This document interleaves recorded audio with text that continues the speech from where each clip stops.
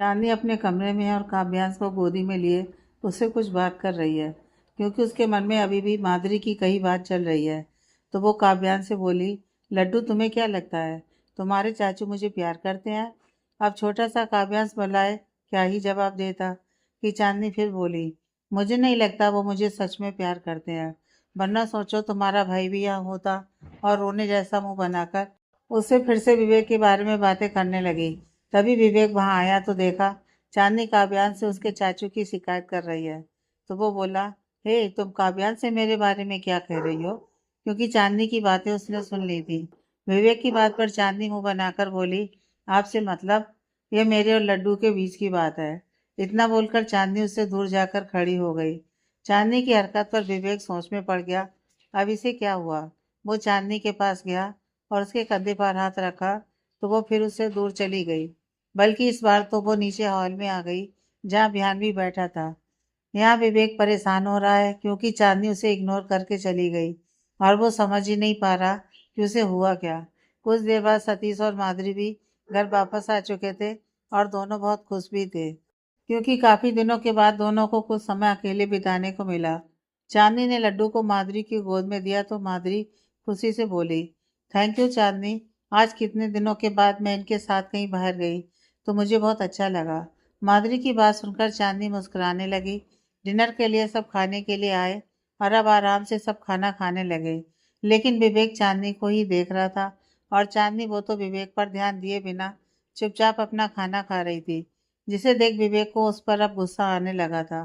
खाने के बाद सब अपने कमरे में चले गए, लेकिन चांदनी अभी भी ध्यान और माधुरी के साथ वहीं हॉल में बैठी बातें कर रही थी।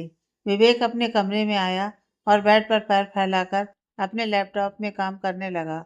फिर उसने टाइम देखा तो 12 बज गए थे। तो वो मन में बोला, ये अब तक आई क्यों नहीं? और उसने अपना सिर हेड रेस्ट पर टिकाया और आंखें बंद करके चांदनी के बारे में सोचने लगा। नीचे हॉल में माधुरी, बिहान और चांदनी भी बातें कर रहे थे कि सतीश ने माधुरी को आवाज दी और आराम करने को कहा। तो सब अपने अपने कमरे में चले गए। चांदनी भी अपने कमरे में आई तो उसकी पायल की छमछम से विवेक की नींद खुली। लेकिन चांदनी बिना उसे देखे जल्दी से बेड में एक कोना पकड़कर लेट गई। विवेक को अब बहुत गुस्सा आ रहा था तो उसने चांदनी से कहा, कहाँ थी तुम? मैं कब से वेट कर रहा हूँ और तब से मुझे इग्नोर क्यों कर रही हो? इस बात पर चांदनी धीरे से बोली, क्यों, आपको वेट करने की क्या जरूरत थी? ये सुनकर विवेक और गुस्से से बोला, क्या हो गया तुम्हें? विवेक के गुस्सा होने से चांदनी धीरे से बोली, आपको तो बस गुस्सा करना आता है, प्यार तो नहीं कर सकते? क्या मतलब है तुम्हारा? विवेक ने पूछा तो चांदनी झट से उठकर बैठ गई। उसकी आंखें नम थीं और वो रोते हुए बोली, हाँ मुझे पता है आप मुझसे प्यार नहीं करते, आपने झूठ बोला था। चांदनी को शांत करने के लिए विवेक ने आराम से पूछा, बताओ मुझे क्या बात है, तुम्हें ऐसा क्यों लगता है कि मैंने झूठ बोला था? बस पता है, चांदनी ने सुबकते हुए कहा। तो विवेक ने एक गहरी सांस छोड़ी और बोला, तो फिर तुम ही बताओ अपना प्यार कैसे साबित करूं? विवेक की बात पर चांदनी कुछ शांत हुई और बोली, क्या आप वैसा करेंगे? चांदनी की बात पर विवेक ने बिना देरी कहा, हाँ जैसा कहोगी मैं वैसा ही करूंगा। यह बात सुनकर चांदनी तपाक से बोली, तो भी ठीक है, मुझे भी प्यार की निशानी चाहिए। प्यार की निशानी? विवेक ने हैरानी से कहा तो चांदनी बोली, हाँ जैसे भैया भाभी के पास है, मुझे भी चाहिए। अब विवेक और ज्यादा हैरानी से बोला, अब इसका क्या मतलब है? विवेक की बात पर चांदनी ने समझाते हुए कहा, जैसे भैया भाभी के पास काव्यांश है, हमारे पास क्यों नहीं है? अगर आप मुझे प्यार करते तो हमारे पास भी हमारे प्यार की निशानी होती ना। चांदनी की बात पर अब विवेक समझ गया कि वो बच्चे के बारे में बात कर रही है। पहले तो वो चांदनी की बात पर मुस्कुराया, लेकिन फिर बोला, इसका मतलब तुम्हें भी बेबी चाहिए? ये सुनकर चांदनी ने हाँ कहा। विवेक चांदनी के आंसू पोंछते हुए बोला, ठीक है लेकिन अब रोना बंद करो। चांदनी शांत हो चुकी थी तो विवेक बोला, लेकिन अगर तुम्हें बेबी चाहिए तो मुझे क्या मिलेगा? उसकी बात पर चांदनी नासमझी से बोली, बताइए मैं क्या करूं आपके लिए? चांदनी की बात सुनकर विवेक के चेहरे पर एक सातिर मुस्कान आ गई जो चांदनी की नजर से छुप न सकी। वो कुछ कहती कि विवेक फिर बोला, सोच लो फिर बाद में मत कहना। विवेक की सातिर मुस्कान देख चांदनी को कुछ गड़बड़ तो लग रही थी, लेकिन वो फिर भी मासूमियत से बोली, ऐसा क्या चाहिए आपको? विवेक मस्ती और शरारत भरे अंदाज से बोला, मुझे तुम चाहिए पूरी की पूरी। इस बात पर चांदनी खुश होकर बोली, मैं तो हमेशा से आपकी ही हूँ। और विवेक को प्यार से देखने लगी। विवेक चांदनी के बेहद करीब आया और उसके गाल पर अपनी उंगली फेरते हुए उसके गले तक लेकर आया। फिर चांदनी के होठों को अपने अंगूठे से सहलाते हुए इंटेंस नजरों से देखने लगा। चांदनी विवेक के इस तरह छूने से अपनी बॉडी में एक अलग ही हलचल महसूस कर रही थी और अगले ही पल विवेक ने चांदनी को उसकी गर्दन से पकड़कर अपनी ओर खींचा और फिर बिना किसी वार्निंग के अपने होठों को उसके होठों से मिला लिया। विवेक चांदनी को बेतहाशा चूमे जा रहा था और उसके हाथ चांदनी की पीठ पर चल रहे थे। वहीं चांदनी, वो तो बस अपनी आंखें बंद किए विवेक की बाहों में सिमटती जा रही थी और उसने विवेक की शर्ट को कसकर पकड़ लिया था। फिर विवेक ने चांदनी की कमर पर अपने हाथ कसते हुए उसे और करीब किया और फिर ज्यादा डीप किस करने लगा। उसकी यह पैशनेट किस कब रफ हो गई पता ही नहीं चला। विवेक ने चांदनी के लोअर लिप को सक करते हुए थोड़ा तेज बाइट किया तो चांदनी ने दर्द से एक आह किया। लेकिन इस बात से बेखबर विवेक उसे पागलों की तरह किस कर रहा था। विवेक इसमें खोया था कि उसे कुछ महसूस हुआ और वो चांदनी से थोड़ा दूर हटा तो देखा चांदनी की आंखों से आंसू बह रहे थे और फिर उसकी नज़र चांदनी के लिप्स पर गई जो बिल्कुल लाल हो चुके थे। चांदनी की पलकें झुकी हुई थी तो विवेक ने उसके होठों को छुआ और प्यार से कहा, क्या तुम्हें दर्द हुआ? तो चांदनी ने हाँ में सिर हिलाया। विवेक मुस्कुराया और बोला, तुम इतने से घबरा गई, अभी तो मैंने कुछ किया भी नहीं। यह बात सुनकर चांदनी ने पलकें उठाकर उसे देखा तो विवेक उसके कान में बोला, जब मैं तुम्हें रात भर सताऊंगा तब तुम मुझे कैसे बर्दाश्त करोगी? इस बात पर चांदनी के गाल शर्म से लाल हो गए और वो झट से विवेक के गले लग गई। विवेक ने भी उसे अपनी बाहों में छुपा लिया और प्यार से उसके बाल सहलाने लगा। कुछ देर बाद एक दूसरे की बाहों में रहने के बाद चांदनी की गहरी सांसों की आवाज आने लगी तो विवेक ने देखा तो वो सो चुकी थी। विवेक ने उसे आराम से सुलाया और खुद से बोला, अभी तो इसे बेबी चाहिए था और अब खुद बच्चे की तरह सो गई। विवेक ने चांदनी के माथे को चूमा और उसे बाहों में भरकर सो गया। अगले दिन चांदनी की नींद खुली क्योंकि उसे अपने गाल पर कोई टच महसूस हुआ।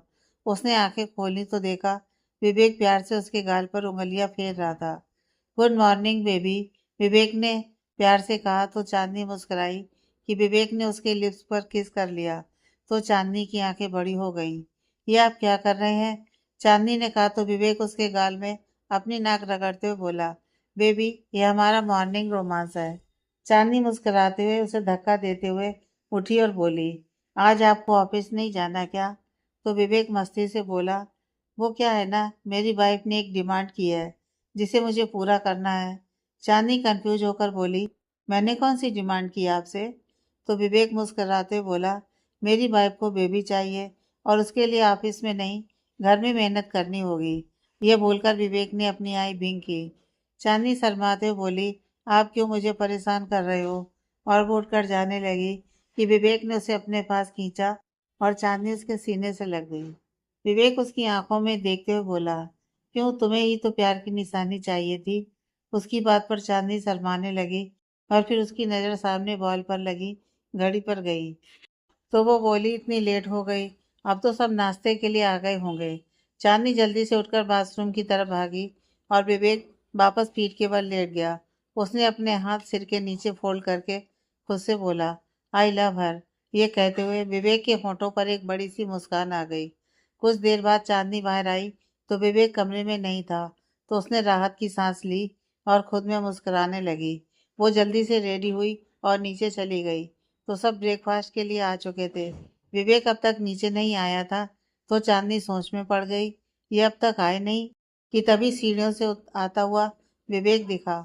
सबने नाश्ता किया और अपना काम पे चले गए लेकिन विवेक अभी भी वहीं था तो माधुरी बोली, देवर जी आज आपको ऑफिस नहीं जाना क्या?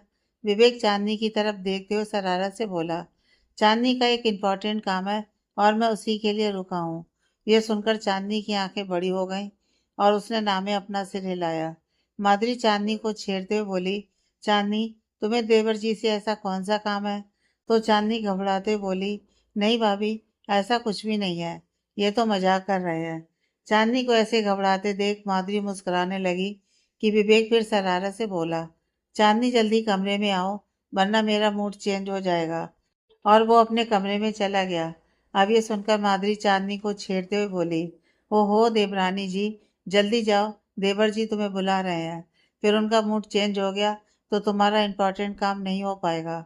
बेचारी चांदनी उसने हाँ में अपना सिर हिलाया और एक नज़र माधुरी को देखा, जो उसे देख मुस्कुरा रही थी, तो वो बिना कुछ कहे अपने कमरे में चली गई।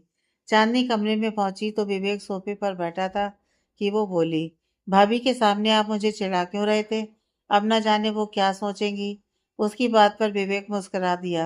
तभी चांदनी ने देखा विवेक के हाथ में एक फाइल थी, जिसे वो झट से पहचान गई, क्योंकि ये चांदनी की प्रॉपर्टी वाली ही फाइल थी जो गायत्री जी ने उस दिन रखने को दी थी। विवेक ने चांदनी को सोफे पर बैठने का इशारा किया तो वो उसके बगल में जाकर बैठ गई। विवेक उसके हाथ में फाइल थमाते हुए बोला, इसमें साइन करो, जल्दी। चांदनी जानती थी ये प्रॉपर्टी पेपर्स हैं और इस बात पर थोड़ा हैरान भी थी कि विवेक उसके साथ अब क्या करने वाला है। फिर भी उसने बिना कोई सवाल किए झट से साइन कर दिए। विवेक ने एक नज़र चांदनी को देखा और बोला, तुम्हें साइन करने से पहले एक बार पूछना तो चाहिए था कि आखिर इन पेपर्स में क्या लिखा है। तो चांदनी बहुत विश्वास से बोली, अब क्या मैं आप पर भी भरोसा नहीं कर सकती? चांदनी की बात पर विवेक मुस्कुराया और उसके गाल पर किस करते हुए बोला, बिल्कुल कर सकती हो। इस बात पर चांदनी कुछ कहती कि विवेक फौरन बोला, ये तुम्हारी प्रॉपर्टी के पेपर्स है। तो चांदनी ने बस आमे से हिलाया और हल्का सा मुस्कुरा दी। विवेक भी मुस्कुराते बोला, गेट रेडी, हम कहीं बाहर जा रहे हैं। तो चांदनी सवालिया नजरों से देखते हुए बोली, लेकिन कहाँ? बस कहा ना चलो, विवेक ने कहा तो चांदनी जाने लगी कि विवेक फिर बोला, और हाँ, अच्छे से रेडी होना, लगना चाहिए कि तुम आहूजा खानदान की बहू हो। चांदनी ये सुनकर हैरान तो थी, लेकिन उसने कुछ कहा नहीं और एक हैवी साड़ी के साथ डायमंड ज्वेलरी पहनकर बिल्कुल तैयार थी। नीचे विवेक हॉल में बैठा वेट कर रहा था और कुछ पलों में चांदनी वहां आई तो विवेक उसे देखता रह गया, क्योंकि वो बहुत खूबसूरत लग रही थी। विवेक उसे देख मुस्कुराया और दोनों कार में बैठकर कहीं चले गए। चांदनी खिड़की से बाहर देख रही थी और विवेक, वो तो बस चांदनी को ही देख रहा था। करीब 1 घंटे बाद ड्राइवर ने कार रोकी और वो जगह देखकर चांदनी की आंखें फैल गईं और वो डरते हुए बोली, हम यहाँ क्यों आए हैं? विवेक ने इस बात पर कुछ नहीं कहा और चांदनी के साथ बाहर आ गया और बोला, तुम अंदर चलो, मैं आ रहा हूँ। लेकिन चांदनी नामे अपना सिर हिलाने लगी कि विवेक ने उसे आंख दिखाई तो वो हिचकते हुए अंदर चली गई। दूसरी तरफ चौहान विला में कुछ लोग बाहर हॉल में बैठे हैं और वहां रंजना के रिश्ते की बात कर रहे हैं। और जैसे रितेश और कोकला जी हैं तो जाहिर सी बात है उनके होने वाले समधी भी कम लालची नहीं होंगे। इसीलिए तो शादी से पहले ही वो लोग दहेज की बात कर रहे हैं। कोकला जी मुस्कुराते हुए बोली, हमारी रंजना तो बहुत ज़्यादा संस्कारी है।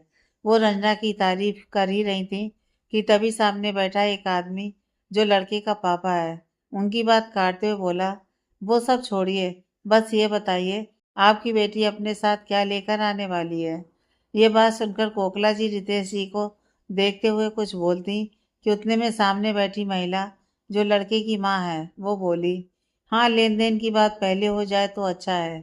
हमारे बेटे के लिए कई रिश्ते आए, लेकिन उसे आपकी बेटी पसंद है, इसलिए हम आपसे रिश्ता जोड़ना चाहते हैं। वो आदमी फिर बोला, हमने सुना है सारी प्रॉपर्टी आपकी है। उसने बिला को देखते हुए कहा। रितेश जी मुस्कुराते हुए उन्हें प्रॉपर्टी के पेपर्स दिखाने लगे तो सामने बैठी महिला खुश होते हुए बोली, तो फिर रिश्ता पक्का समझिए।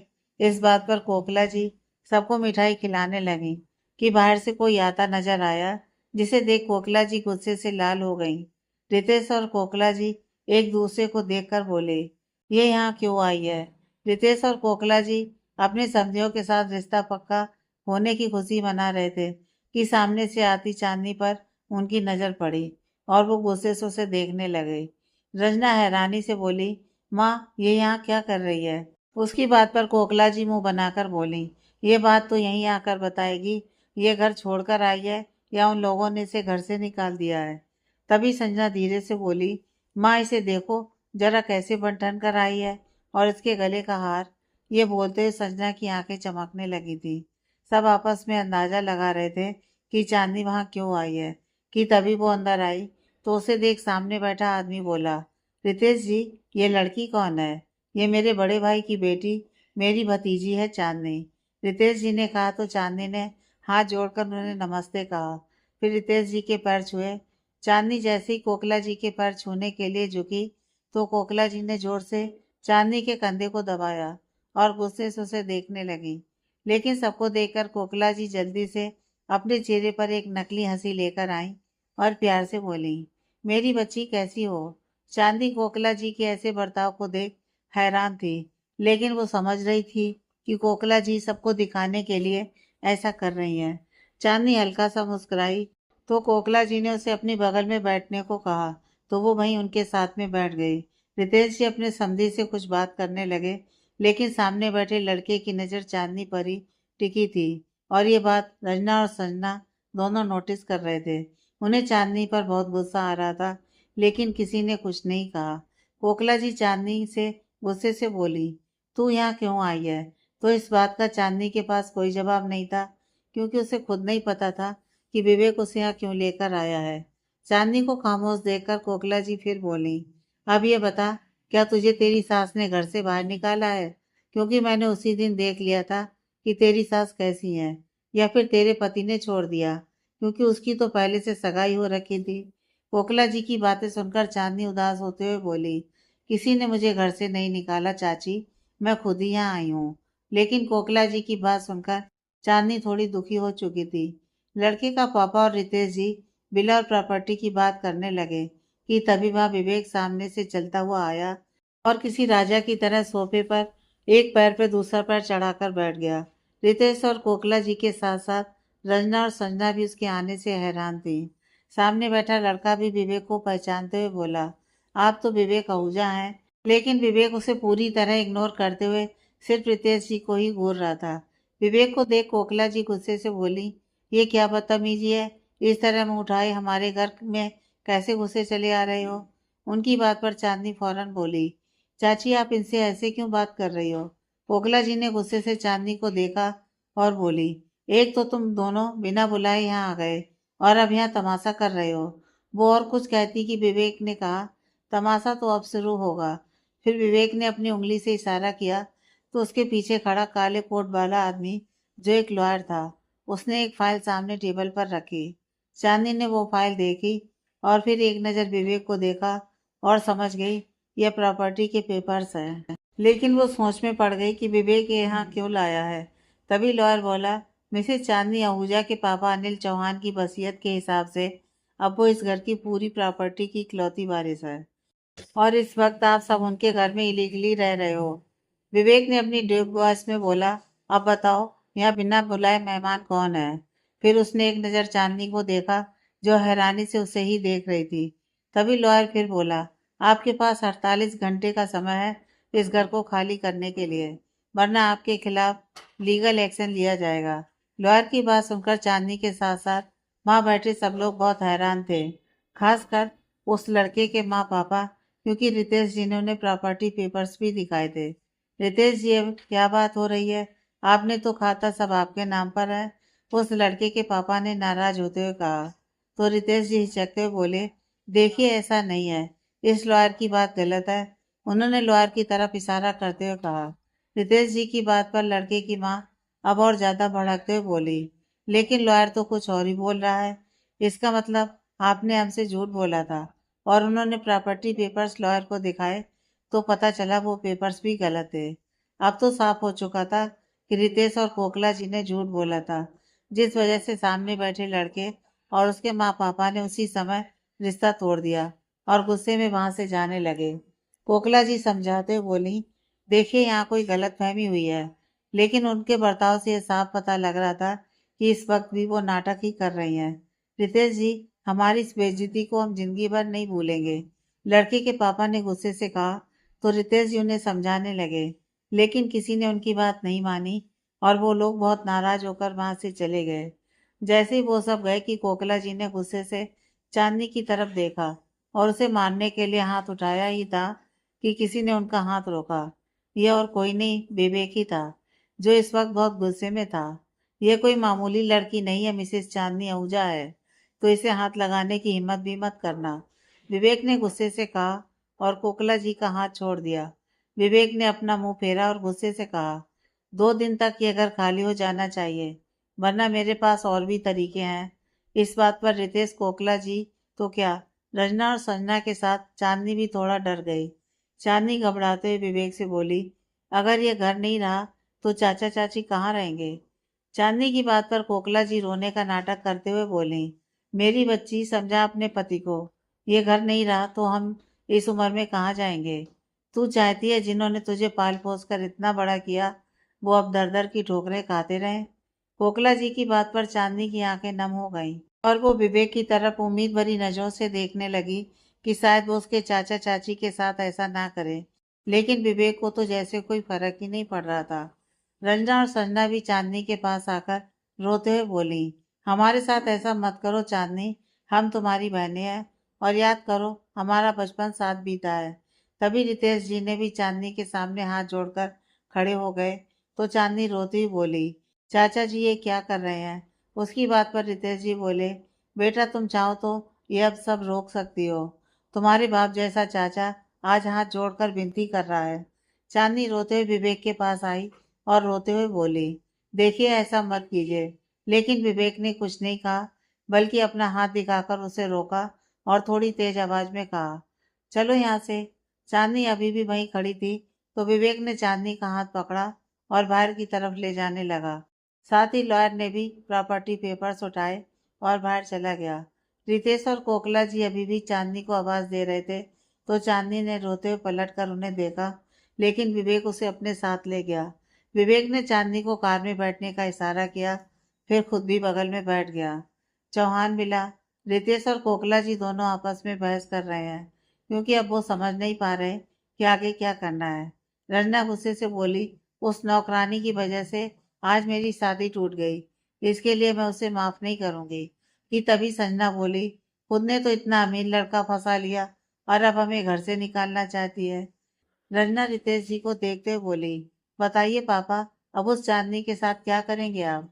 फिर एक पल रुककर बोली, क्या अपनी इस बेइज्जती का बदला नहीं लेंगे? रितेश जी बहुत गुस्सा होते हुए बोले, बदला लेने से पहले ये जरूरी है कि हम रहेंगे कहाँ। तभी कोकला जी सातिर तरीके से मुस्कुराते हुए बोली, हमें सबसे पहले चांदनी को अपने पक्ष में लेना होगा। आपने देखा नहीं, अभी भी वो हमारे बारे में सोचकर कितना परेशान हो रही थी। बात तो तुम सही कह रही हो, रितेश जी ने कहा। तो कोकला जी बोली, भले ही हमने उसके साथ कुछ भी किया है, लेकिन आपने देखा नहीं कैसे वो हमारे लिए रो रही थी। रितेश जी के साथ रंजना और संजना भी हैरानी से कोकला जी को देखने लगी। कि संजना बोली, तो आप क्या करने वाली हो? संजना, वो सब मुझ पर छोड़ दो कि चांदनी के साथ मैं अब क्या करने वाली हूँ। कोकला जी ने गुस्से से कहा। चांदनी कार में बैठी रो रही थी तो विवेक बोला, बस बहुत हुआ, अब शांत हो जाओ। उसने समझाते हुए कहा तो चांदनी गुस्से से बोली, कैसे शांत हो जाऊं? तभी उसकी नजर ड्राइवर पर गई तो उसने कुछ नहीं कहा, बस विवेक से मुंह फेरकर खिड़की से बाहर देखने लगी। विवेक को चांदनी का इस तरह रोना अच्छा तो नहीं लगा, लेकिन वो जानता है इस वक्त वो कुछ भी कहेगा तो चांदनी मानेगी नहीं, इसलिए उसने अभी चुप रहना ही सही समझा। कुछ देर में चांदनी कुछ शांत हुई, लेकिन वो अभी भी खिड़की से बाहर देख रही थी। बाहर की तरफ चांदनी ने कुछ देखा और उसे याद आया कि रक्षाबंधन आने वाला है, क्योंकि मार्केट में जगह जगह पर रंग बिरंगी राखियां लगी हैं। उन्हें देखकर एक पल को चांदनी की आंखें चमकने लगी, लेकिन अगले ही पल सिवेन के बारे में याद करके वो फिर से उदास हो गई। थोड़ी देर में वो दोनों बिला पहुंचे और चांदनी विवेक से कुछ कहे बिना अंदर चली गई। विवेक ने एक गहरी सांस ली और ऑफिस चला गया। चांदनी रोते हुए अपने कमरे में चली गई और उसे विवेक पर बहुत गुस्सा आ रहा है, लेकिन वो करे भी तो क्या करे। वो बेड पर पेट के बल लेटी रोने लगी, क्योंकि उसे अभी भी कोकला जी का वो रोना याद आ रहा है। भले ही कोकला जी नाटक कर रही थी, लेकिन चांदनी को यही लग रहा है कि उसकी वजह से उसके चाचा चाची के साथ ये सब हो रहा है और अब उन्हें घर से निकलना पड़ेगा। यही सोचकर चांदनी बहुत दुखी है और रोते हुए कब सो गई पता ही नहीं चला। इधर माधुरी चांदनी का वेट कर रही है कि वो अब आएगी, लेकिन जब बहुत देर हो गई वो नहीं आई तो वो मन में बोली, आज चांदनी क्यों नहीं आई? फिर बच्चे को देखते हुए बोली, लड्डू जरा देखे तो तुम्हारी चाची आज कहाँ है? सुबह से एक बार भी तुमसे मिलने नहीं आई। यह सोचकर माधुरी ही चांदनी के पास उसके कमरे में आई तो देखा वो सोई थी। तो माधुरी बिना उसे जगाए अपने कमरे में वापस चली गई। शाम के वक्त चांदनी अब तक सोई थी कि विवेक अपने कमरे में आया। आज वो जल्दी आया क्योंकि उसे पता था चांदनी जरूर सुबह की बात पर परेशान हो रही होगी। और ये सच भी था। चांदनी दुखी थी क्योंकि वो कोकिला और रितेश जी को तकलीफ में नहीं देखना चाहती थी। विवेक ने देखा चांदनी पेट के बल लेटी है और वो समझ गया वो रो रही थी क्योंकि उसकी आंखें अभी भी भीगी थीं और उसके गालों पर आंसुओं के निशान थे। उसने प्यार से चांदनी के बाल सहलाए और गाल को छुआ कि चांदनी की नींद भूल गई। चांदनी हड़बड़ाते हुए उठी और उसने एक नज़र विवेक को देखा तो वो बोला, नाराज हो? इस बात पर चांदनी ने कुछ नहीं कहा और तुरंत फ्रेश होने बाथरूम चली गई। कुछ देर में वो वापस आई लेकिन अभी भी विवेक को इग्नोर करते हुए जाने लगी। विवेक ने उसे आवाज दी लेकिन वो उसकी आवाज का जवाब दिए बिना वहां से नीचे चली गई। विवेक अपने माथे पर उंगलियां रगड़ते हुए सोचने लगा और खुद से बोला, अब इसे कैसे समझाऊं। फिर वो उठा और अपने काम पर लग गया। डिनर के टाइम सब खाने के लिए आए लेकिन चांदनी का उतरा चेहरा देख माधुरी बोली, तुम्हें क्या हुआ? बहुत शांत हो? तो चांदनी धीरे से बोली, कुछ भी तो नहीं। तभी बिहान बोला, लगता है भाई और भाभी की फिर से फाइट हो गई। और वो मुंह दबाकर हंसने लगा कि सतीश ने उसे चुप रहने का इशारा किया। विकास जी चांदनी को देखते हुए बड़े प्यार से बोले, क्या हुआ बेटा? तुम किसी बात से परेशान हो? अगर विवेक ने कुछ किया है तो हमें बताओ।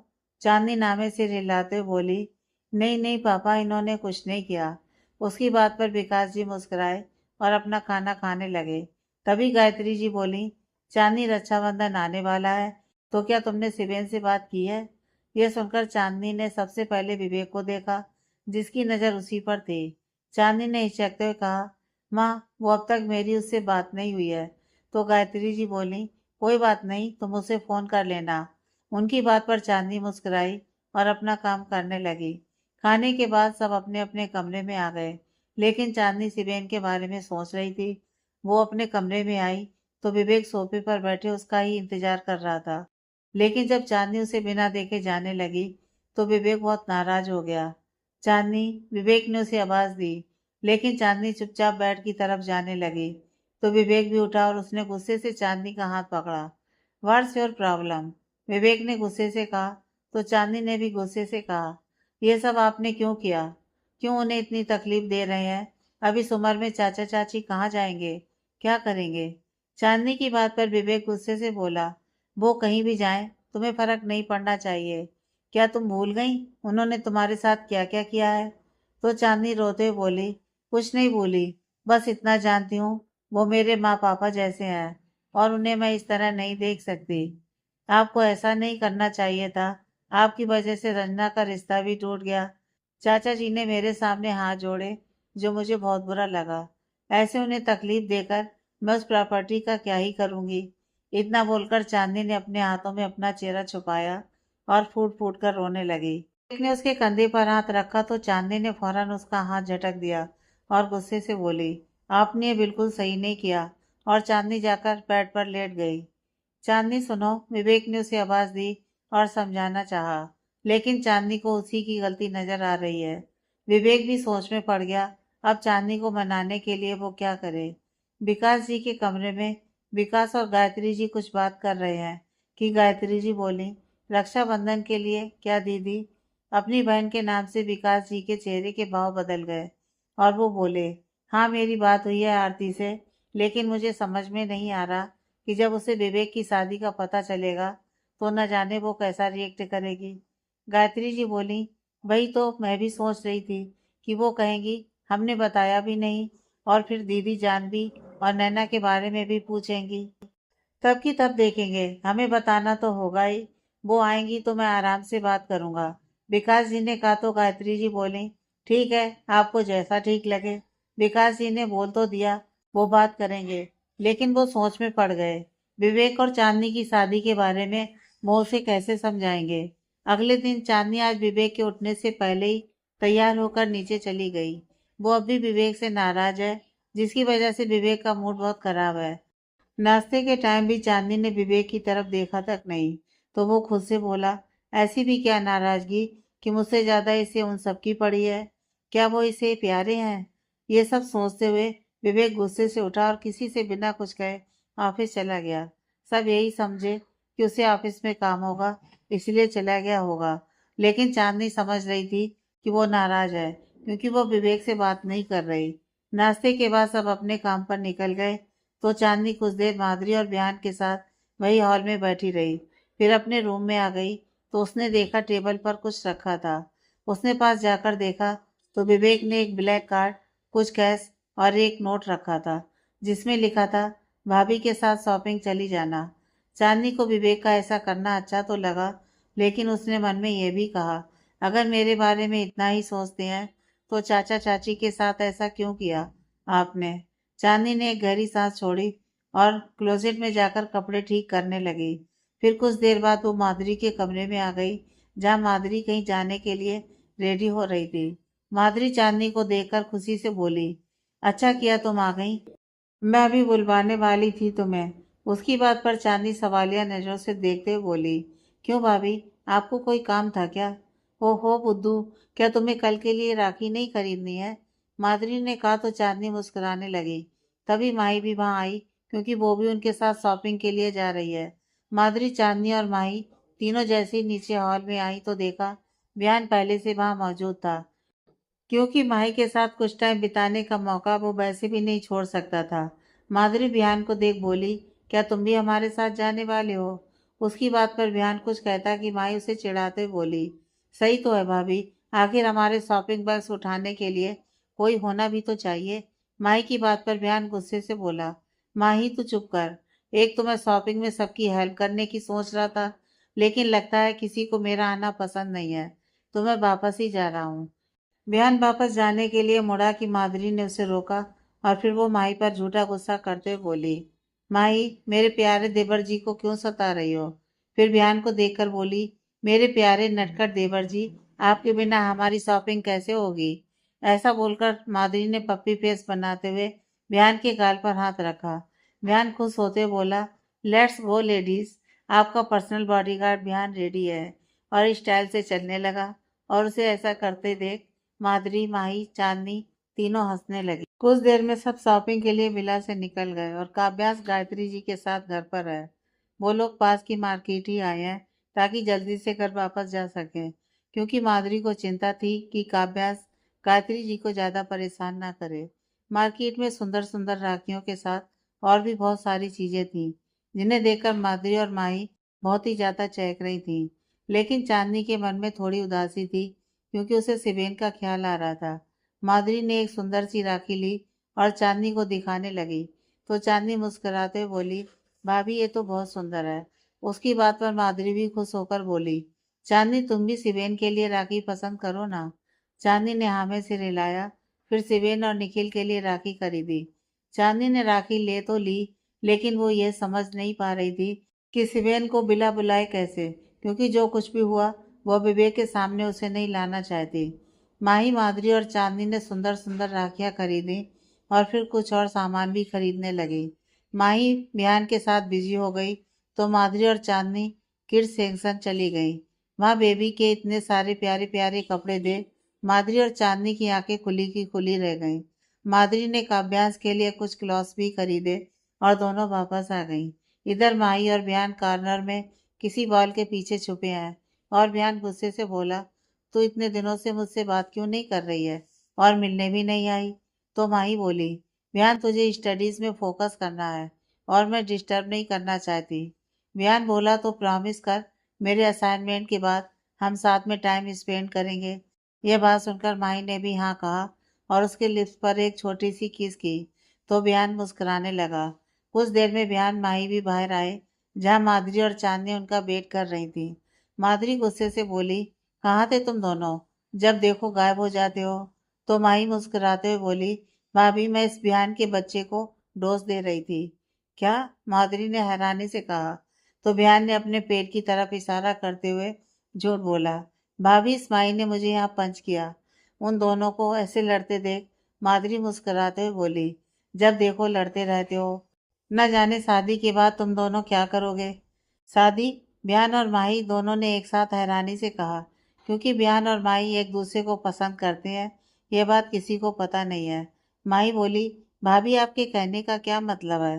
तो माधुरी समझाते हुए बोली, हो जब तुम दोनों की शादी होगी तो क्या तुम दोनों अपने अपने पार्टनर से भी ऐसे ही लड़ोगे? माधुरी की बात सुनकर बिहान राहत की सांस लेकर धीरे से बोला, आज तो भाभी के सामने मेरी पोल खुल जाती। माही मस्ती से बोली, पिटने के काम ये बिहान करता है, मेरा पार्टनर तो बहुत ही स्मार्ट होने वाला है, इसकी तरह नहीं। ये सुनकर बिहान ने गुस्से से माही को देखा। सबने हंसी खुशी और भी कुछ सामान खरीदा, फिर जल्दी से विला वापस आ गए। शाम के वक्त माधुरी अपने कमरे में है और पैकिंग कर रही है, क्योंकि रक्षाबंधन के लिए वो अपने घर जा रही है और बहुत खुश है। चांदनी काव्यांश के साथ खेल रही है कि माधुरी बोली, तुम भी चलो मेरे साथ। तो चांदनी मुस्कुराई और बोली, नहीं भाभी आप जाओ, कल यहाँ भी तो कोई चाहिए। उसकी बात पर माधुरी मुस्कुराई और फिर कुछ देर बाद माधुरी काव्यांश को लेकर बिला से अपने घर चली गई। चांदनी अपने कमरे में आई और हाथ में राखी देखकर बोली, भाई मुझे माफ करना, लेकिन शायद इस बार तुम्हें मिल नहीं पाऊंगी। ये सोचकर चांदनी बहुत दुखी हुई। चांदनी अपने कमरे में आई और हाथ में राखी को देखकर बोली, भाई मुझे माफ करना, लेकिन शायद इस बार तुम्हें राखी नहीं बांध पाऊंगी। ये सोचकर चांदनी बहुत दुखी हुई। चांदनी पूल साइड बैठी फिर से आसमान को देखकर कुछ सोचने लगी, और उसे तो बार बार बस सिबेन का ही ख्याल आ रहा था। लेकिन उसकी हिम्मत नहीं हुई कि वो उसे फोन कर सके या फिर विवेक से ये कहे कि अपने मामा जी के घर जाना चाहती है। तभी वहां विवेक आया और उसने देखा चांदनी कमरे में नहीं है, तो वो तुरंत बालकनी चला गया। लेकिन आज चांदनी ने उसे देखकर मुंह नहीं मोड़ा, बल्कि उससे आराम से पूछा, कैसा था आपका दिन? विवेक चांदनी के ऐसा पूछने पर हैरान तो था, लेकिन फिर भी वो उदास मन से बोला, मेरा दिन कैसा होगा जब मेरी बीवी मुझसे नाराज है, पिछले 2 दिन से ठीक से बात भी नहीं कर रही। विवेक की शिकायत पर चांदनी ने कुछ नहीं कहा और वो उठकर जाने लगी कि विवेक ने उसका हाथ पकड़ लिया और कहा, कहाँ जा रही हो? चांदनी धीरे से बोली, आपके लिए कॉफी लाने। तो विवेक बोला, नहीं मुझे कॉफी नहीं चाहिए, बस कुछ देर साथ बैठो। इस बात पर चांदनी मुस्कुराने लगी, तो अब तुम्हारा गुस्सा ठंडा हुआ? विवेक ने कहा तो चांदनी ने हाँ में अपना सिर हिलाया। लेकिन चांदनी को ही पता था कि कोकिला और रितेश जी के लिए उसे कितना बुरा लग रहा है। क्या आप सच में उन्हें घर से निकाल दोगे? चांदनी की बात पर विवेक कुछ जवाब देता कि चांदनी फिर बोली, उन्होंने चाहे कुछ भी किया हो, लेकिन मेरे लिए वो माँ बाप जैसे हैं, और उनके साथ कुछ गलत होते मैं कैसे देख सकती हूँ? बाकी आपकी मर्जी। चांदनी की बात पर विवेक ने कोई जवाब नहीं दिया, बल्कि उसे रियलाइज हुआ कि चांदनी के लिए उसके चाचा चाची उसके अपने हैं, और वो अभी उनके लिए बुरा नहीं चाहती।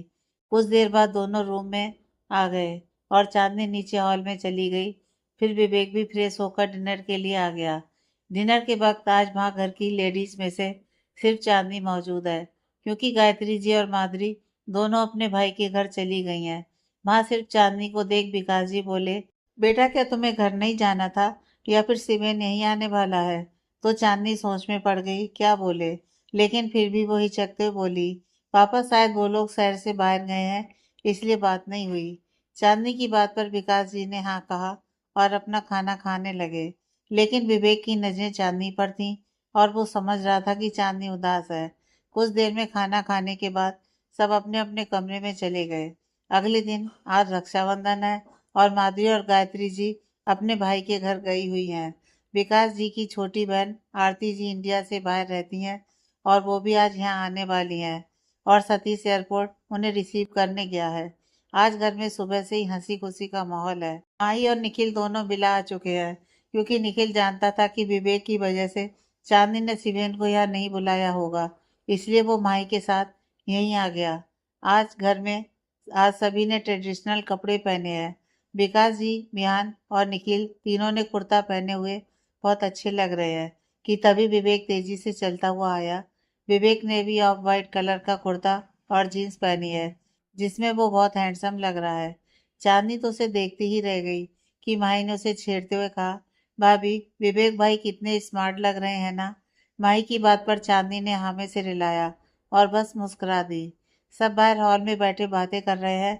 चांदनी सुबह से ही बहुत शांत है, और ये बात विवेक और निखिल दोनों देख रहे हैं।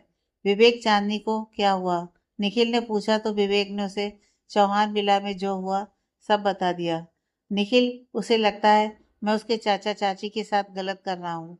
विवेक की बात पर निखिल समझाते हुए बोला, विवेक तू तो चांदनी को जानता ही है, वो किसी को भी तकलीफ में नहीं देख सकती, और चाहे उसके चाचा चाची जैसे भी हों, लेकिन वो उनके साथ पली बड़ी है और उन्हें अपने माँ बाप जैसा मानती है, तो वो उन्हें ऐसे बेघर कैसे होते देख सकती है। निखिल की बात पर विवेक ने बस इतना कहा, निखिल मैं कैसे भूल जाऊं, उन्होंने चांदनी के साथ क्या कुछ नहीं किया, और तो और मुझे पता चला था वो राजीव को जेल से छुड़वाने की पूरी कोशिश कर रहे हैं। निखिल समझ रहा था कि विवेक चांदनी को लेकर वरीड है और उसका भला ही चाहता है, लेकिन चांदनी भी अपनी जगह ठीक है। कुछ देर बाद माही ने पूजा की थाली तैयार की और निखिल को राखी बांधी। दोनों को देखकर पता चल रहा था कि उनके बीच में कितना प्यार है, क्योंकि माही है ही इतनी प्यारी। जहाँ तक निखिल की बात है, वो भी अपनी बहन पर जान छिड़कता है। अब चांदनी निखिल को राखी बांधने आई और निखिल उसे देख मुस्कुराया। चांदनी ने निखिल को राखी बांधी और उसकी आरती करने लगी, तो माही निखिल को चिढ़ाने लगी। निखिल ने चांदनी को एक पैकेट पकड़ाया और धीरे से बोला, इसे किसी के साथ शेयर मत करना, ये सिर्फ मेरी प्यारी बहन के लिए है। चांदनी मुस्कुराई और बोली, ठीक है भाई। वो वहां से उठी कि माही तपाक से बोली, भाभी दिखाओ तो भाई ने आपको क्या दिया। चांदनी ने तुरंत बैग माही के सामने किया तो देखा उसमें बहुत सारी चॉकलेट्स थी, तो वो तुरंत एक पैकेट निकालने लगी कि निखिल गुस्से से बोला, माही ये चांदनी के लिए है। भाई कोई बात नहीं, चांदनी ने कहा, तो निखिल किसी तरफ इशारा करते हुए बोला, देखो इसके पास भी उसका अपना बैग है। चांदनी ने उस तरफ देखा तो पता लगा माही के पास चांदनी से ज्यादा बड़ा बैग है। तो निखिल बोला, इसलिए कहा था इसे किसी के साथ शेयर मत करना, मुझे पता था ये मानेगी नहीं। उसकी बात पर सब हंसने लगे। सब अपने में मगन थे कि वहां किसी की आवाज आई, चांदनी। और चांदनी अच्छे से जानती थी ये आवाज किसकी थी। वहां और कोई नहीं, सिवेन खड़ा था, जो मुस्कुराते हुए अंदर आ रहा था। चांदनी तुरंत उसकी तरफ भागी, फिर एकदम से रुक गई और उसने सामने खड़े विवेक को देखा और अपने कदम पीछे करने लगी। सिवेन ने विकास जी का हाथ जोड़कर नमस्ते किया और उनके पैर छुए। वो तुरंत विवेक के पैर छूने के लिए झुका कि विवेक ने उसे रोका और कहा, इसकी जरूरत नहीं है। सिवेन मुस्कुराया और फिर चांदनी के पास गया, जो हैरानी से उसे ही देख रही थी। अब तक हैरान है, ये मैं ही हूँ, तेरा भाई। सिबेन ने कहा तो चांदनी हल्का सा मुस्कुराई और फिर वहां से किचन की तरफ चली गई, क्योंकि चांदनी की आंखें नम थीं और वो अपने आंसू रोक नहीं पा रही थी, इसलिए वो किचन में आ गई। निखिल तुरंत उठकर चांदनी के पास वहां आया और उसके सिर पर हाथ फेरते हुए प्यार से बोला, घबराओ मत, ठीक है। लेकिन चांदनी की आंखों से आंसू बहने लगे थे। निखिल की बात पर चांदनी कुछ शांत हुई और बाहर गई तो देखा सिबेन विवेक से बात कर रहा था, तो चांदनी भी वहां बैठ गई।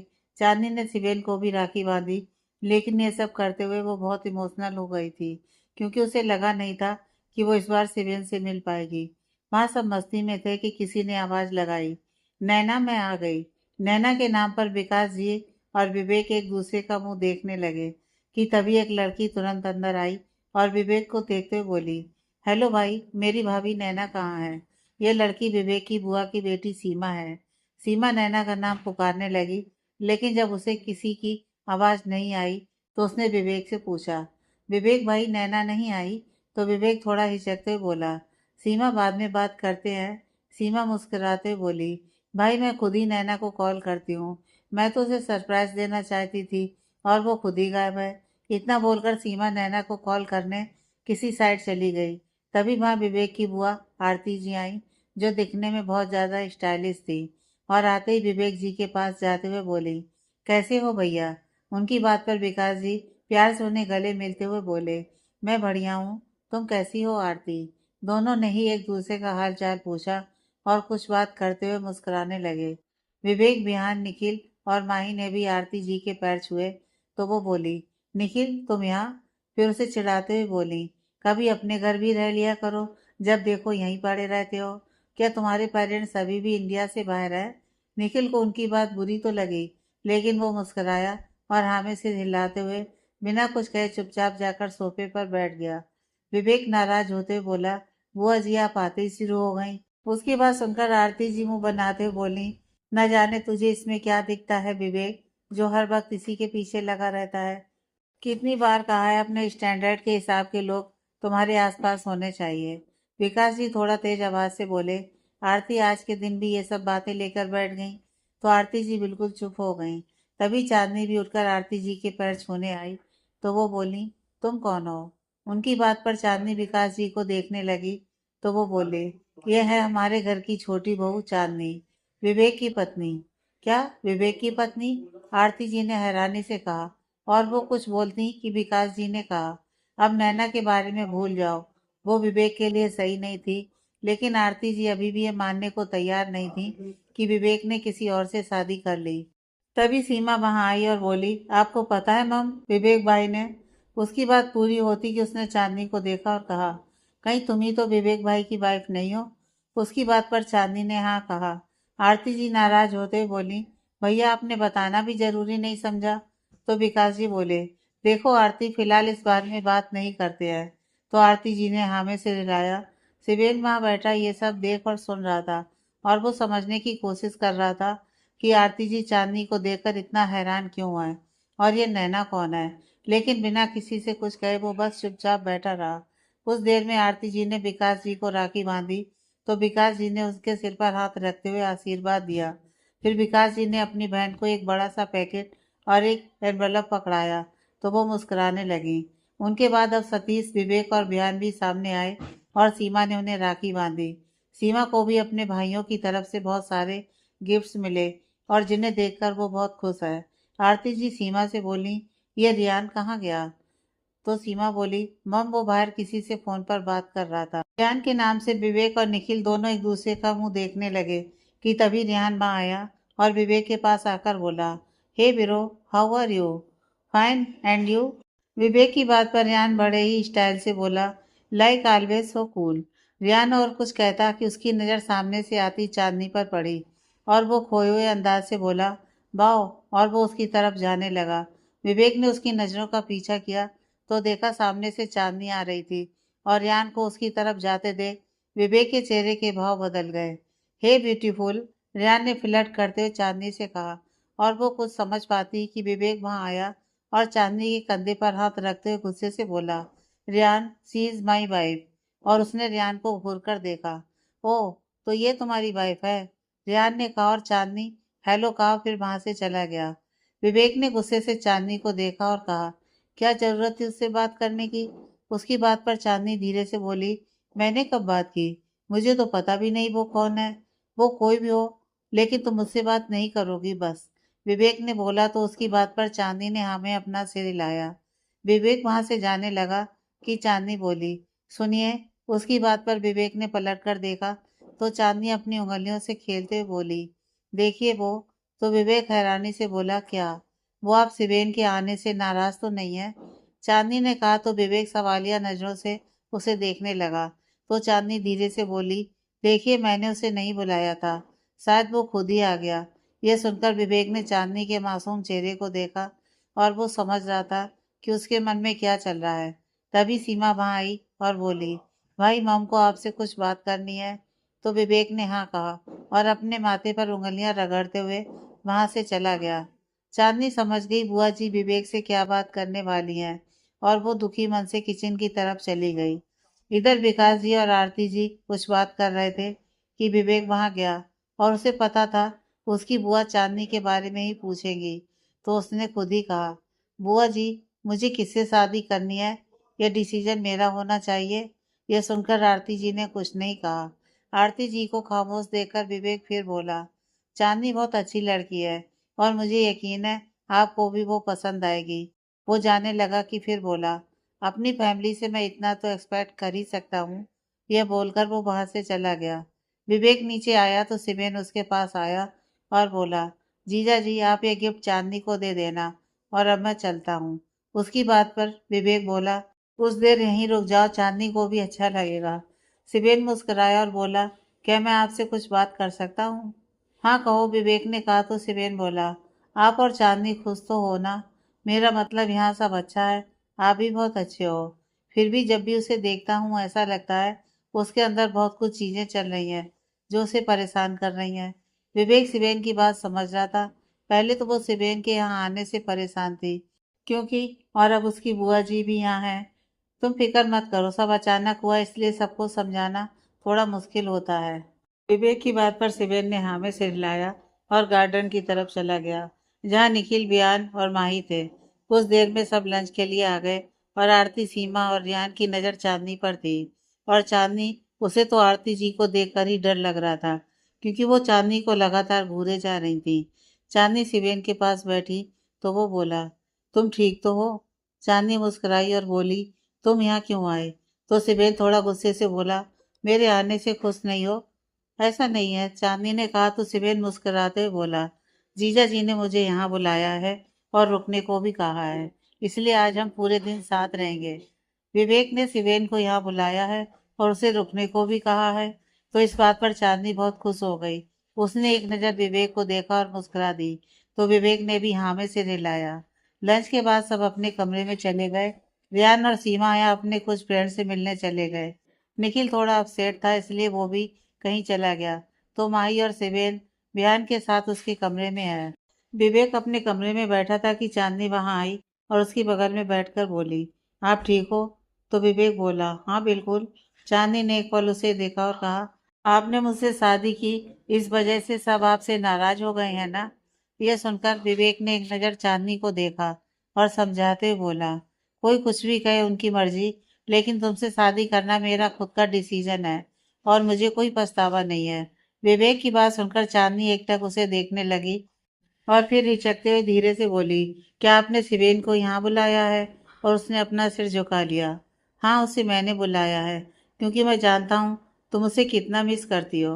विवेक की बात पर चांदनी ने अपनी पलकें उठाकर उसे देखा, तो वो बोला, देखो मुझे सिबेन से कोई प्रॉब्लम नहीं है और तुम जब चाहो उसे यहाँ बुला सकती हो, ठीक है? विवेक की बात सुनकर चांदनी बोली, थैंक यू। फिर थोड़ा इमोशनल होकर बोली, मुझे तो लगा था मैं अब कभी उससे नहीं मिल पाऊंगी। विवेक ने उसके गाल पर हाथ रखा और कहा, अब वो आ गया है ना? यह सुनकर चांदनी ने मुस्कुराते हुए हाँ में सिर हिलाया, तो विवेक बोला, हाँ अब ठीक है। क्या? चांदनी ने कहा और सवालिया नजरों से विवेक को देखने लगी। तो वो बोला, तुम हंसते हुए बहुत अच्छी लगती हो, ऐसे ही खुश रहा करो, बाकी मैं सब संभाल लूंगा। यह सुनकर चांदनी के चेहरे पर एक बड़ी सी स्माइल आ गई। शाम के वक्त अब तक गायत्री जी और माधुरी जी भी विला वापस आ चुकी हैं। विकास, गायत्री जी और आरती जी बाहर हॉल में बैठे बातें कर रहे हैं, तो गायत्री जी समझाते हुए बोली, दीदी चांदनी बहुत अच्छी बच्ची है, उसकी जैसी बहू मिलना किस्मत की बात है। यह बात सुनकर विकास जी बहुत खुश हुए, क्योंकि गायत्री जी चांदनी के बारे में कम ही बात करती हैं, और आज तो उन्होंने इतनी बड़ी बात कह दी जो विकास जी को बहुत अच्छी लगी। आरती जी विवेक और चांदनी के बारे में जानकर थोड़ी हैरान तो थी, लेकिन अब उन्हें भी ये समझना होगा कि ये विवेक का डिसीजन है। सतीश के कमरे में सतीश तो जब से माधुरी और काव्यांश आए हैं, बस अपने बच्चे को गले से लगाए बैठा है। कुछ घंटे में ही मुझे ऐसा लग रहा है कि मैं अपने बच्चे से मिले कितना समय हो गया है। सतीश की बात पर माधुरी मुस्कुराते बोली, अच्छा जी, मुझसे तो इतने प्यार से नहीं मिले। माधुरी की बात पर सतीश शरारत से बोला, पहले बच्चे से तो प्यार कर लूं, उसके बाद उसकी माँ से भी कर लूंगा। यह सुनकर तो माधुरी भी मुस्कुराने लगी। बाहर गार्डन में सभी बच्चे बाहर गार्डन में हैं और सभी खूब मस्ती कर रहे हैं। चांदनी और सिबेन, वो दोनों तो अपनी बातों में इतने बिजी हैं कि उन्हें देखकर ऐसा लग रहा है कि मानो उन्हें किसी तीसरे की जरूरत ही नहीं है। विवेक किसी कोने में खड़ा उन्हें देख यही सोच रहा है कि इनके लिए तो आज का दिन भी कम पड़ेगा। तभी निखिल भी वहां आया और विवेक के पास जाकर खड़ा हो गया। तो विवेक ने पूछा, कहाँ था तू सुबह से, और फोन भी नहीं उठा रहा था? लेकिन निखिल ने कुछ नहीं कहा। तो विवेक बोला, तुझे पता है ना बुआ जी कैसी हैं, उनकी बात को दिल पर मत लिया कर। निखिल ने हाँ में सिर हिलाया। तो विवेक बोला, अब अगर ऐसे ही रहेगा तो मैं भी अपने हिटलर वाले रूप में वापस आ जाऊंगा। यह सुनकर निखिल हंसते हुए बोला, भाई कभी कभी तो तू मुझे भाव देता है, अब क्या वो मौका भी छोड़ दूं? विवेक ने निखिल के पेट पर एक पंच मारा और बोला, तुझे भाव चाहिए था ना, अब मिल गया, और हंसते हुए वहां से भागा। तो निखिल भी गुस्से से उसके पीछे भागने लगा। विवेक, अब तू नहीं बचेगा। माही, बिहान, चांदनी और सिबेन उन्हें ऐसे बच्चों की तरह लड़ते देख हंसने लगे कि माही खुश होकर बोली, विवेक भाई अब अपने असली रूप में आए हैं, वरना जब देखो खड़ूस बने रहते हैं। बिहान हंसते हुए बोला, चुप कर, अगर भाई ने सुन लिया ना तो अपना खड़ूस वाला रूप दिखाने में उन्हें टाइम नहीं लगेगा। यह सुनकर चांदनी और सिमेन और ज्यादा हंसने लगे। विवेक भागता हुआ चांदनी के पीछे छुपते हुए बोला, बचाओ अपने भाई से। अपने पेट पर हाथ रखते हुए बोला, पता है इस निखिल ने मुझे यहाँ मारा और उसने रोने जैसा मुंह बना लिया। यह सुनकर निखिल गुस्से से बोला, चांदनी ये विवेक बिल्कुल झूठ बोल रहा है, मैंने इसे नहीं मारा बल्कि इसने मुझे मारा। विवेक और निखिल की बातें सुनकर चांदनी को समझ पाती कि विवेक फिर बोला, तुम्हें लगता है मैं झूठ बोल रहा हूँ? बेचारी चांदनी विवेक के झांसे में आ गई और गुस्से से अपनी कमर पर हाथ रखते हुए निखिल से बोली, भाई आप क्यों मेरे पति परमेश्वर को परेशान कर रहे हैं? पति परमेश्वर? विवेक और निखिल दोनों ने एक साथ कहा और एक दूसरे को देख फिर अपना पेट पकड़कर जोर से हंसने लगे। विवेक सुना चांदनी ने तुझे क्या कहा? निखिल ने कहा और फिर चांदनी को देखकर बोला, ये विवेक कहाँ से तुम्हें परमेश्वर लगता है? उसकी बात पर चांदनी ने भी अपने सिर पर चपत लगाई और हंसते हुए खुद से बोली, मैं भी ना बिल्कुल बुद्धू हूँ। ये बात कही भी तो किसे। कुछ देर में उन्होंने वहां कुछ स्नैक्स मंगवाए और सभी मस्ती से बातें करते एंजॉय करने लगे। सब बहुत खुश हैं, स्पेशली चांदनी।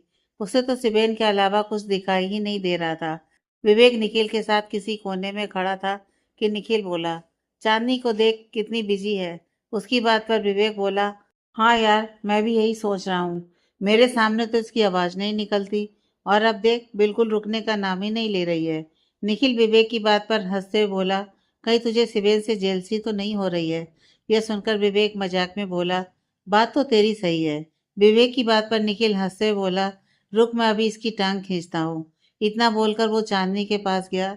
निखिल चांदनी की बगल में बैठा और अपने कंधे से उसके कंधे पर मारते हुए बोला, अपने भाई के आते ही तुम तो मुझे ही भूल गई। चांदनी झट से बोली, नहीं भाई ऐसा तो कुछ नहीं है, आपको कैसे भूल सकती हूँ? निखिल जानबूझकर उसे छेड़ते हुए बोला, मैं सब देख रहा हूँ। पहले तो विवेक के सामने मेरी बात नहीं मानी और अब मुझे इग्नोर भी कर रही हो। एक बार मुझसे पूछा तक नहीं कि मैं सुबह से कहाँ था। और वो गुस्से से उठ के जाने लगा तो चांदनी ने उसके कंधे पर हाथ रखा। भाई माफ कर दो, चांदनी ने कहा और अगले ही पल उसने अपने दोनों कान पकड़ लिए। चांदनी का रोने वाला मुंह बन गया और ऐसा लग रहा था कि वो किसी भी पल रो देगी। तो निखिल ने झट से चांदनी के हाथ उसके कान से हटाए और उसकी नाक खींचते हुए हंसने लगा। पागल लड़की मजाक कर रहा था, जब देखो इतना सीरियस हो जाती है। निखिल की बात पर चांदनी ने मुंह बना लिया और उसका पप्पी फेस देखकर निखिल और सिबेन हंसने लगे। कुछ देर में सबने बाहर ही डिनर किया और अपने कमरे में चले गए। चांदनी अपने कमरे में आई और आते ही विवेक के गले लगते हुए बोली, थैंक यू, आज मैं बहुत खुश हूँ। विवेक ने भी चांदनी को अपनी बाहों में छुपाया और शरारत से बोला, पति परमेश्वर नाइस। ये सुनकर चांदनी मुस्कुराने लगी और दोनों एक दूसरे के एहसास में डूबे रहे। अगले दिन चांदनी रोज की तरह उठी और जल्दी से फ्रेश होकर नीचे चली गई। उसने पूजा की और किचन जाने के लिए मुड़ी कि आरती जी बाहर से वॉक करके अंदर आ रही थी। चांदनी ने तुरंत आरती जी के पैर छुए और हल्का सा मुस्कुराकर बोली, बुआ जी गुड मॉर्निंग। फिर वो जाने लगी कि आरती जी ने उसे आवाज दी, रुको। चांदनी ने पलटकर देखा तो आरती जी ने उसके सिर पर हाथ रखा और कहा, खुश रहो। इतना बोलकर वो अपने कमरे में चली गई और चांदनी किचन में आ गई।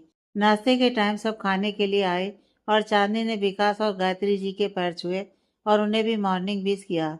सामने बैठी आरती जी सिर्फ चांदनी को ही नोटिस कर रही थी और ये बात विवेक भी देख रहा था। खाने के बाद गायत्री जी, विकास जी और आरती जी तीनों बाहर गार्डन में चले गए और आज वो सब किसी फ्रेंड के घर जाने वाले हैं। आरती जी बहुत कम ही इंडिया आती हैं, इसलिए वो जाने से पहले यहाँ के अपने सभी फ्रेंड से मिलना चाहती हैं।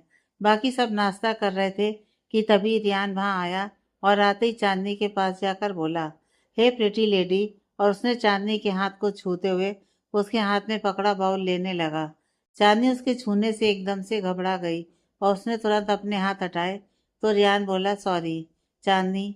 लेकिन सामने बैठा विवेक सब समझ रहा था और उसने गुस्से से कहा, रियान ये क्या करने की कोशिश कर रहे थे तुम?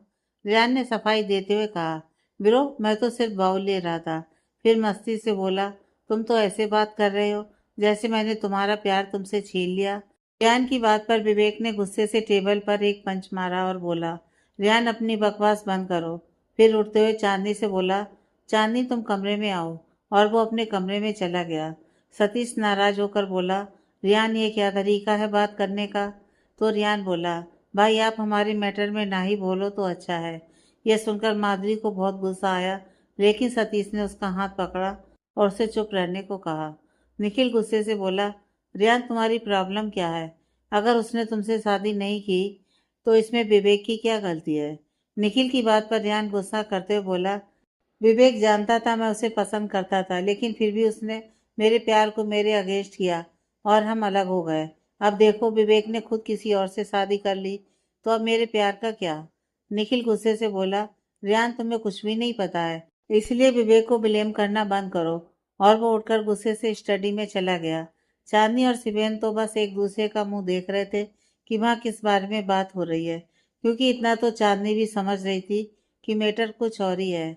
चांदनी बिना किसी से कुछ कहे अपने कमरे में आ गई तो देखा विवेक अपनी आंखें बंद किए अपना सिर सोफे के हेड से टिकाकर बैठा था। तो वो धीरे से अपने कदम वहां बढ़ाने लगी, लेकिन विवेक चांदनी की मौजूदगी महसूस कर रहा था और उसने बिना आंखें खोले कहा, तुम्हें कुछ कहना है? चांदनी हिचकते हुए बोली, हाँ वो, आप किसी बात से परेशान हो? तो विवेक ने वैसे ही बैठे हाँ कहा। तो चांदनी बोली, तो मैं आपका सिर दबा दूं? विवेक ने अपनी आंखें खोली और एक नज़र चांदनी को देखा, फिर कहा, तुम ये सब मेरे करीब आने के लिए तो नहीं कर रही?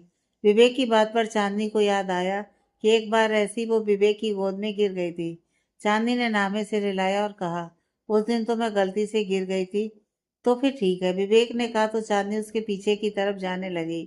तो विवेक वापस उसे अपनी तरफ लाते हुए बोला, अब करो, ताकि मैं देख सकूं तुम ठीक से काम कर रही हो या नहीं। विवेक की बात पर चांदनी ने हाँ कहा और उसके बालों में हाथ फेरने लगी। तो विवेक ने अपनी आंखें बंद की और बिल्कुल रिलैक्स हो गया।